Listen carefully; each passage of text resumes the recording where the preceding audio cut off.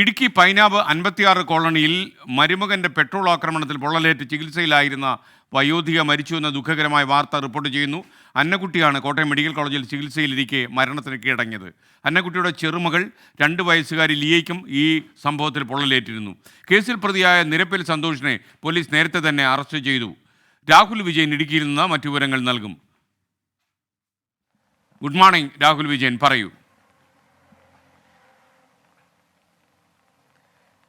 June 5-ാം തീയതിയാണ് ഈ സംഭവം നടക്കുന്നത്. നിരപ്പിൽ സന്തോഷ് 56 കോളനിയിൽ താമസിക്കുന്ന അന്നക്കുട്ടിയെയും ലിയയെയും വൈകുന്നേരത്തോടെ വീട്ടിലെത്തി പെട്രോൾ ദേഹത്തൊഴിച്ച് തീ കൊളുത്തുകയായിരുന്നു.